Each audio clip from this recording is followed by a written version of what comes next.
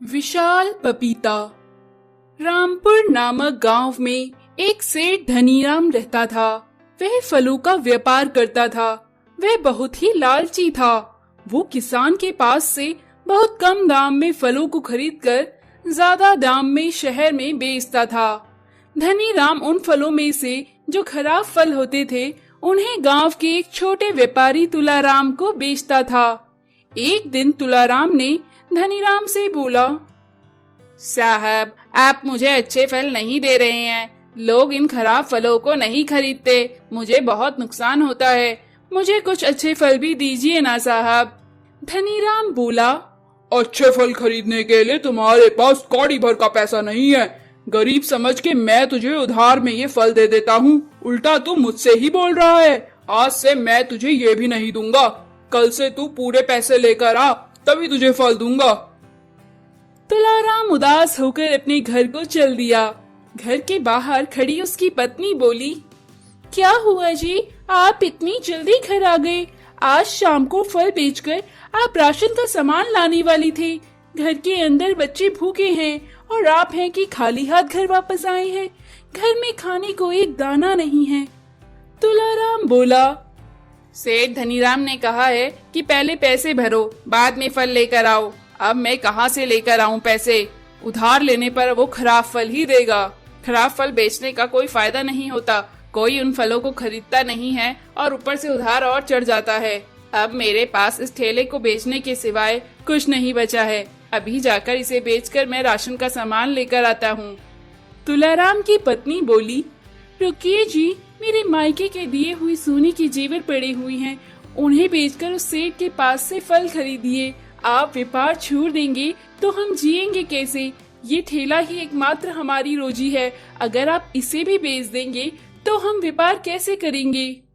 तुलाराम सोने के जेवर लेकर जौहरी की दुकान पर गया और वह खाली ठेली को ढकेलते हुए सेठ के पास जाने लगा। रास्ते में उसने देखा एक बुढ़िया सड़क के किनारे बैठकर रो रही थी। तुलाराम ने उस बुढ़िया से पूछा, क्या हुआ दादी, तुम सड़क के किनारे अकेले बैठकर क्यों रो रही हो?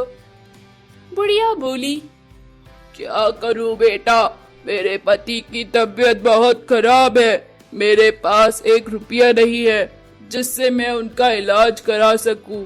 यहाँ बैठकर राह चलते लोगों से मदद मांग रही हूँ। कोई मेरी मदद नहीं कर रहा है। क्या तुम मेरी मदद करोगे? तुलाराम कुछ सोचने लगा।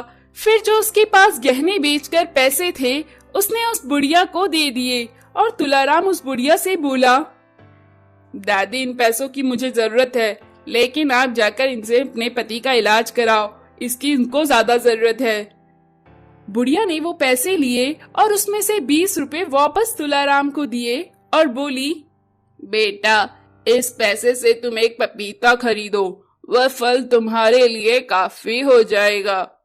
तुलाराम बोला, वैसे एक पपीता खरीदकर मैं क्या करूंगा? मैंने तो आपको नहीं बताया कि मैं फलों का व्यापार करता हूँ। जैसे ही तुलाराम ने ये कहा, उसके ऐसा कहते ही वो बुढ़िया वहाँ से गायब हो गई। तुलाराम को बहुत आश्चर्य हुआ। वो तुरंत सेठ धनीराम के पास पहुँचा और सेठ से एक पपीता खरीद लिया। सेठ धनीराम बोला, क्यों रे, एक पपीता लेकर तू मुझसे पंगा ले रहा है? ले जा एक पपीता, इसे काट कर खा लियो, बिकेगा तो ये है नहीं।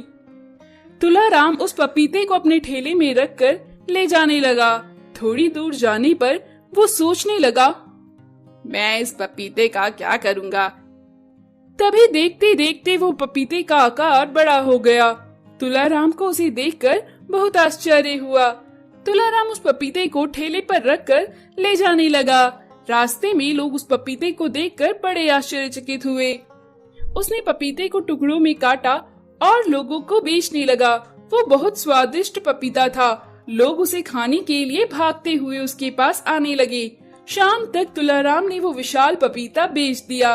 उसके बाद तुलाराम ने घर जाकर अपनी पत्नी को सारी बात बताई और अपनी पत्नी को ढेर सारे पैसे दिए। उसकी पत्नी ने तुरंत भगवान का धन्यवाद दिया। उसके बाद तुलाराम रोज धनीराम के यहाँ से एक पपीता खरीदने लगा।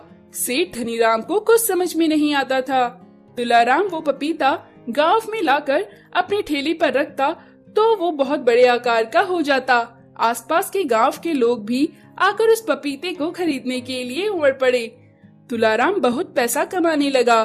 एक बार सब कुछ धनीराम देख रहा था। उसने सोचा, ओहो, ये सारी महिमा इस ठेले की है। इसे आज रात को मैं चुरा कर ले जाऊंगा। उसी रात धनीराम ने उस ठेले को चुराया और अपने घर के सामने उस ठेले को रखकर अपनी पत्नी से बोला, अरे भगवान, इस ठेले में जो भी डालोगे वो 100 गुना बढ़ जाता है। तुम एक काम करो, अपने घर में जितना सोना पड़ा है सारा लाकर इस ठेले में रख दो। वो 100 गुना बढ़ जाएगा और हम रातों रात बहुत अमीर हो जाएंगे। थोड़ी देर में धनीराम की बीवी ने सोने का सारा सामान उस ठेले पर रख दिया और धनीराम उस ठेले को बड़ी उत्सुकता से देखने लगा कि कब सोना 100 गुना बढ़ जाएगा। पर देखते ही देखते सारा सोना ठेले से गायब हो गया। धनीराम एकदम कंगाल हो गया। ये सब देख के धनीराम और उसकी बीवी चौंक गए। तब धनीराम की पत्नी बोली, लालच में आकर तुमने इतने सालों का कमाया हुआ सारा जीवन खो दिया। अब यहाँ बैठकर रोइए। धनीराम वहीं सर पकड़कर बैठ गया।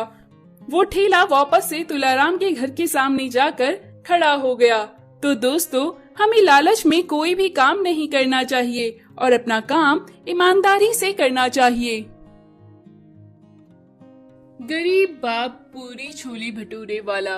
हमीरपुर गांव में सतीश नाम का एक व्यक्ति रहता था। सतीश गांव के बीच में एक छोटी सी दुकान पर छोले भटूरे बनाता था। उसी दुकान की कमाई से वो अपने बेटे सूरज को एक बड़े से स्कूल में पढ़ाता था। सूरज भी अपनी पढ़ाई पूरी करके अपने पिता के साथ दुकान में मदद करता था। सतीश का दुकान बहुत ही मशहूर था। उसकी दुकान पर छोले भटूरे खाने के लिए लोग बहुत दूर दूर से आते थे। एक बार सतीश का दोस्त विपिन दुकान पर छोले भटूरे खा रहा था। तभी उसने सूरज को देखा और सतीश से बोला, अरे सतीश, सूरज तो अब शादी करने लायक हो गया है। सतीश बोला, हाँ, कोई अच्छी लड़की मिले तब तो ना। विपिन बोला, मेरा एक दोस्त शहर में रहता है। उसकी एक बेटी है जिसका नाम संध्या है। वो पढ़ने में भी होशियार है। कहो तो आगे बात चलाऊं? सूरज बोला, हाँ भाई, बात करो। इस तरह सूरज और संध्या की शादी हो गई। सूरज अपने पिता सतीश की बहुत इज्जत करता था। वो उनसे बिना पूछे कोई काम नहीं करता था। अगर सूरज को संध्या के साथ कहीं घूमने जाना होता तो वो अपने पिता सतीश से बिना पूछे कहीं नहीं जाता था और दुकान से पैसे पिता से पूछकर ही लेता था। सूरज हर काम अपने पिता से पूछकर करता है, इस बात से संध्या हमेशा चिड़ी रहती थी। संध्या धीरे धीरे सूरज को अपने पिता सतीश के खिलाफ करने लगी। सूरज भी संध्या की बात में आ गया और अपने पिता से लड़ना शुरू कर दिया। एक बार दोनों बाप बेटे में इतनी लड़ाई हुई कि सतीश गुस्से में घर छोड़कर शहर को चल दिया और शहर में जाकर काम ढूंढने लगा। लेकिन बूढ़ा होने की वजह से उसे कोई काम नहीं देता। एक दिन सतीश ने देखा कि रोड पर एक छोटा बच्चा ठेले पर पूरी सब्जी बनाकर बेच रहा था। सतीश उसके पास गया और बोला, बेटा, तुम मुझे कोई काम दोगे? मैं कुछ भी काम कर लूंगा। लड़का बोला, अरे बाबा, मैं आपको क्या काम दूं? मैं तो खुद ही एक छोटा सा बच्चा हूँ और मैं जैसे तैसे सब्जी पूरी बेचकर अपना गुजारा करता हूँ। मैं अनाथ हूँ बाबा। ये पूरी सब्जी बेचकर अपना जीवन चलाता हूँ। अगर आप मेरी पूरी सब्जी बनाने में मदद करेंगे तो अच्छा लगेगा। सतीश बोला, हाँ बेटा, क्यों नहीं। इस तरह सतीश पूरी सब्जी बनाने लगा। सतीश के हाथों की पूरी सब्जी खाने के लिए लोग दूर दूर से आने लगे। इस तरह कुछ ही दिनों में सतीश की पूरी सब्जी पूरे शहर में मशहूर हो गई। इधर सूरज की दुकान उसके पिता सतीश के ना होने से सही नहीं चल रही थी। तब सूरज को अपनी गलती का एहसास हुआ कि उसने अपने पिता के साथ कितना गलत किया। फिर सूरज अपने पिता सतीश को ढूंढते हुए शहर गया और जाकर अपने पिता से माफी मांगी। सतीश ने सूरज को माफ कर दिया और फिर सभी लोग साथ साथ रहने लगे।